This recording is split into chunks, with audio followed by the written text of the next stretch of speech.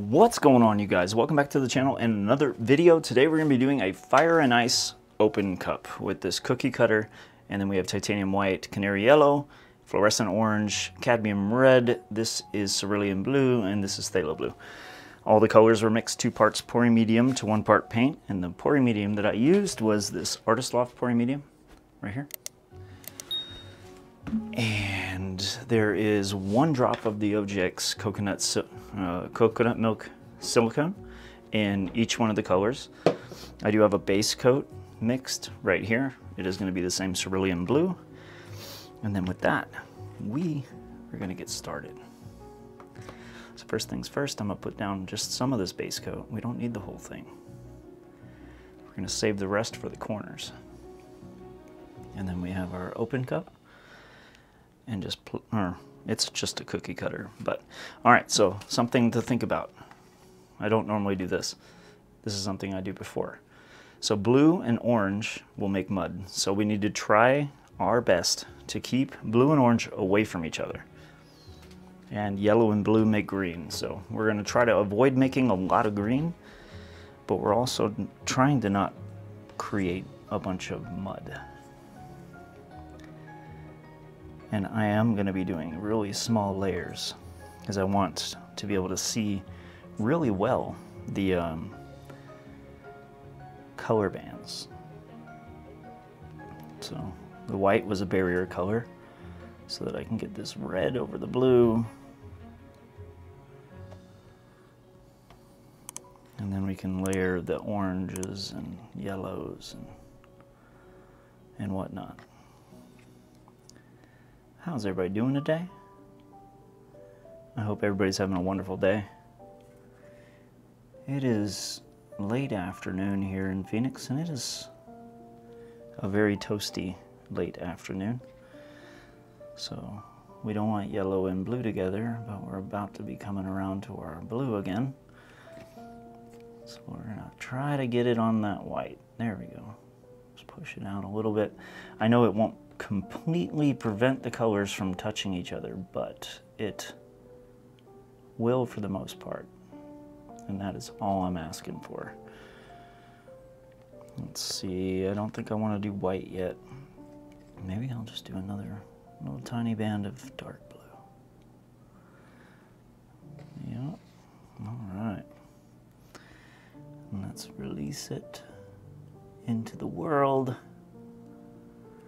We're starting to get some really cool looking cells. So now we need another little bit of white.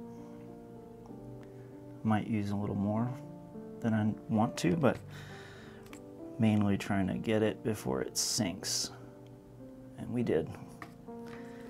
We got it. We're gonna radiate back to this dark red. And then we're gonna use yellow next. Beautiful fluorescent yellow. Or not fluorescent yellow, but canary yellow rather. You guys know what I'm saying. Alright, another band of white. I got some really cool, playful little cells popping up. And try to get that dark blue over the white. There we go. Spread that white out. And now we have our cerulean blue. The smaller the puddles within the open cup, the smaller the bands of color. So you can see that fluorescent orange is fairly small.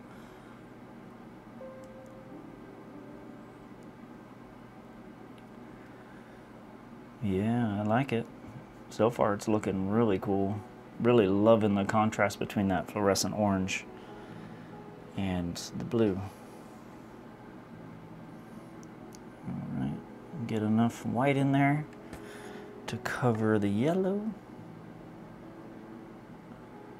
Uh-oh, we just had a lump fall in there. I know y'all saw it because I saw it. Ooh. And then some red.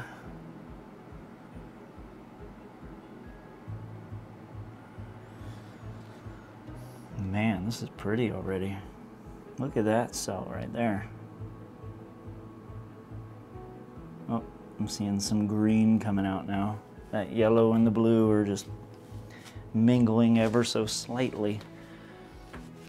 And I'm just going to warm it up. I want to kind of have an idea of what's going on. And if we warm up the paint enough, a bunch of cells are going to start to form. We have some pretty cool color separation going on, which is good. That was the whole point of the barrier coat, or the white that we're using as a barrier between the colors we don't want mixing. And we'll go right back to our white now.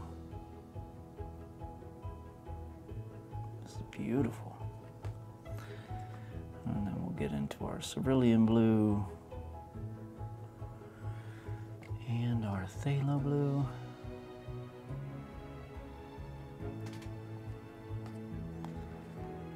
And a little white. And some orange. Gotta catch it before it sinks. All right, we got it.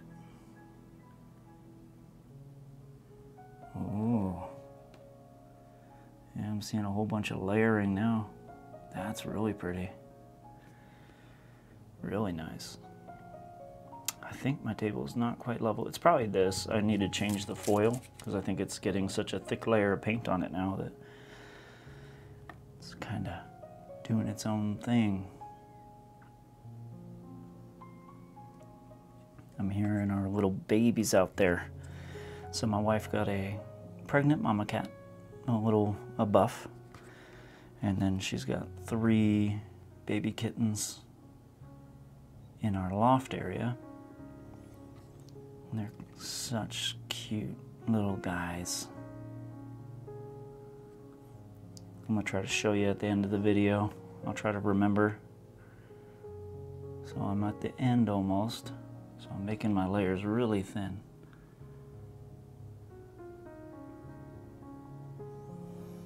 I'm just gonna let these kind of push out. That looks like a cat's eye. Do you see that?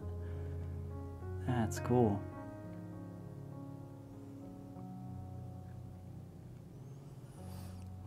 And I'm just getting rid of that center section.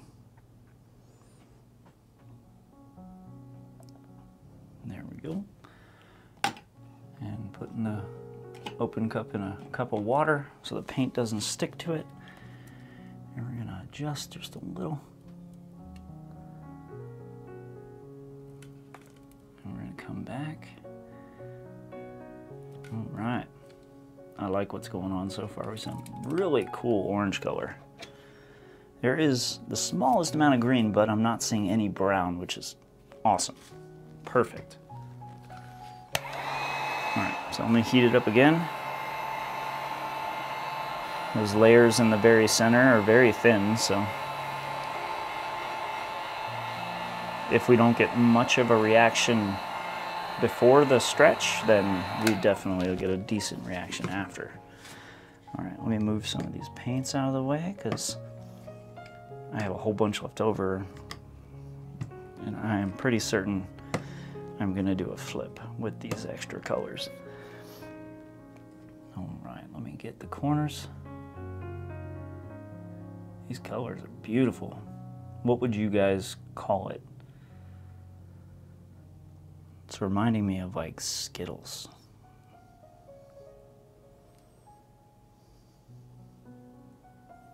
All right. And there we go. There's that.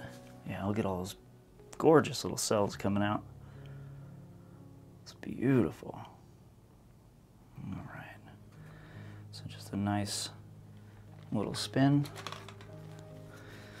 Stretch the colors. Oh wow, we got tons of really vibrant color.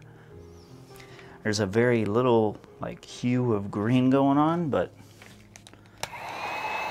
I'm really happy with the way this is coming out so far. And it's only gonna get it even more interesting now that the layers are thinned out. It's going to let the cells open up create some really awesome little effects.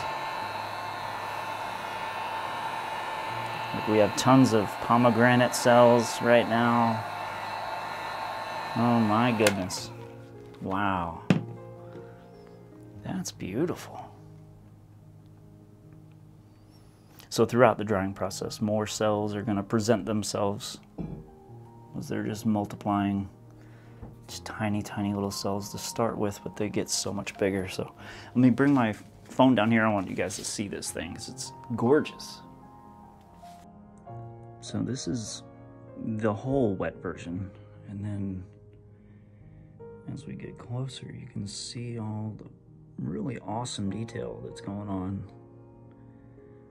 And I'm more happy about not getting a whole bunch of green or mud. So if that's something you're struggling with your colors mixing and creating silly things, then just use a barrier color like white or black.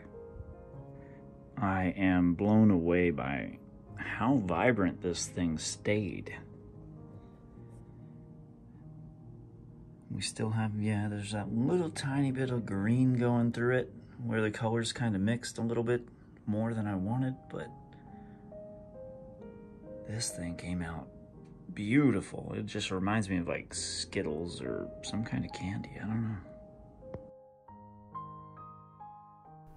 If you want to watch another video just like this, click the screen right now and I'll see you there.